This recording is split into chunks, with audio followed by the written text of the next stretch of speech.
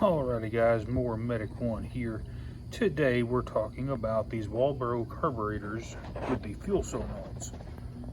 And we all know that a regular wrench won't go between the fuel solenoid and the bowl to get it off. So what do? You have to modify a wrench.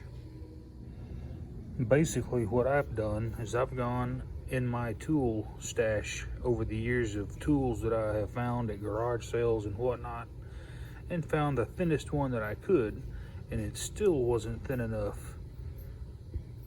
to go in between the fuel solenoid and the carburetor bowl.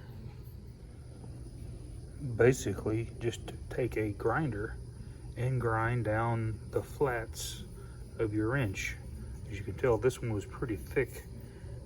Had to take off quite a bit, but just make it thin enough to go right in between there.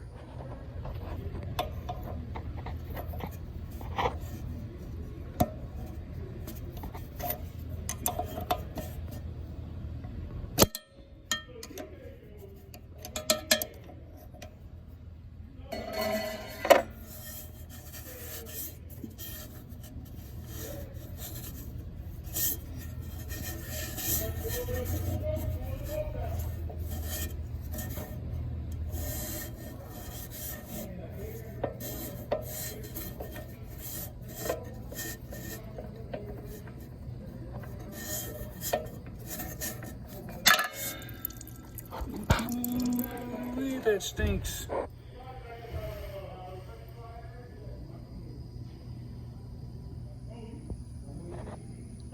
Now, there is a lot of miscommunication on these fuel solenoids. Now, this is the Walbro style, the Nicky 6 carburetor with the fuel solenoid. You can use a regular wrench because it's tall enough.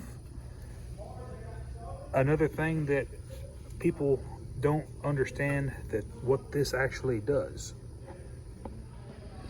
This fuel solenoid is probably mechanically fine and electrically fine.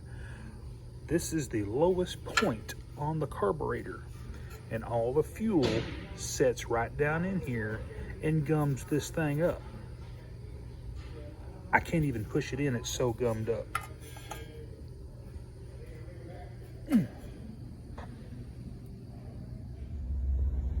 This mower is about 5 years old, as we can tell. It's got about 40 hours on it. That is not very much run time. It does most of its life. This mower sits.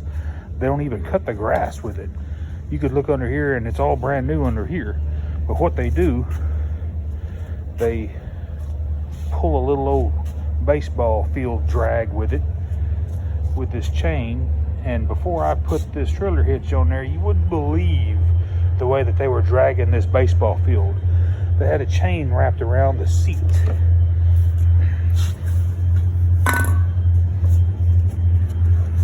Around this plastic seat with a chain draped right here and right here. Mind you that this mower was brand freaking new, and this chain hanging off of here down to the ground to a drag.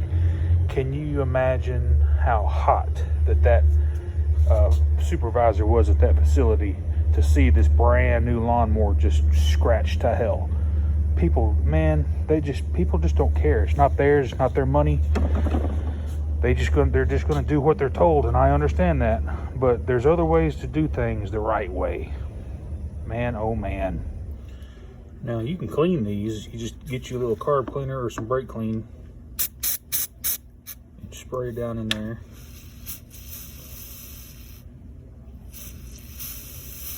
You're going to let it soak, or maybe even get you a,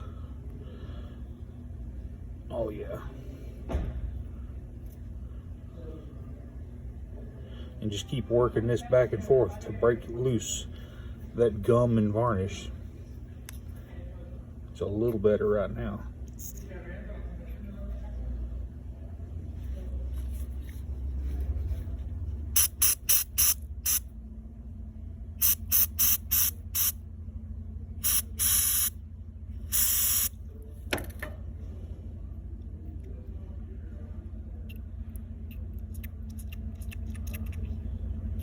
should spring up by itself. There it goes.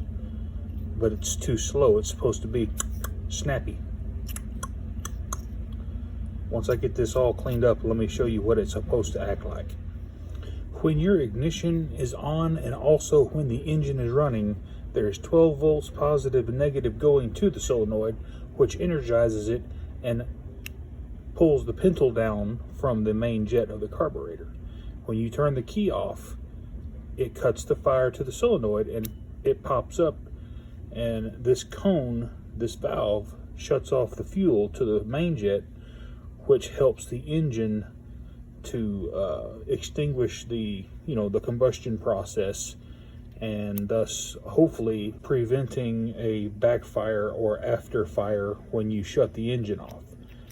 The EPA has these engines running so lean that whenever you kill them, sometimes there is fuel vapors still in the intake runner, and they'll come by the intake valve or the exhaust valve, whichever one is open upon killing the engine, and those fuel vapors will travel down the exhaust pipe and into the muffler that's glowing cherry red, and that's where you get your backfire. Pow!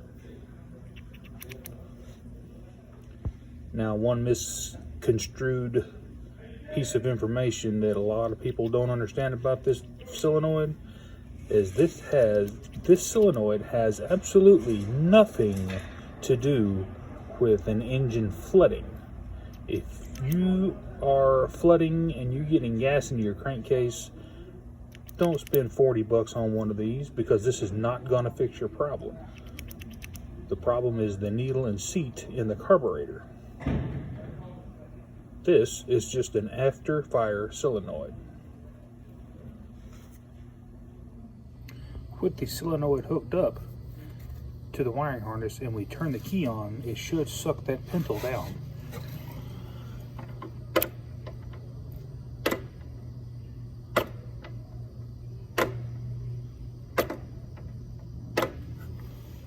Well, I thought I could get by with just doing a fuel solenoid cleaning, but it's gonna have to have some hard work. This thing is just gummed up.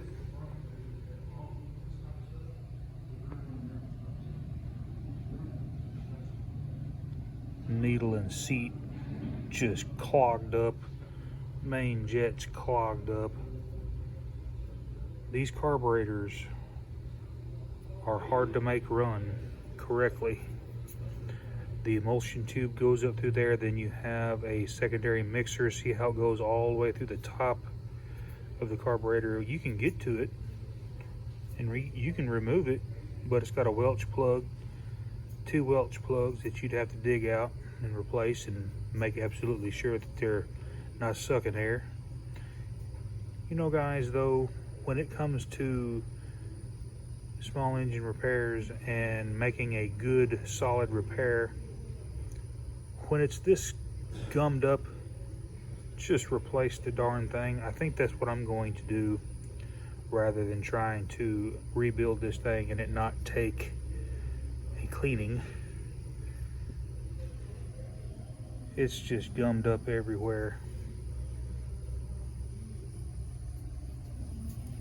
If this is my personal machine, I would probably go ahead and try to clean this, but you know what, let's just replace this carburetor. It's only about 70 bucks for an OEM one, so when this carburetor comes in, we'll get her going. Mower Medic 1, y'all have a great day.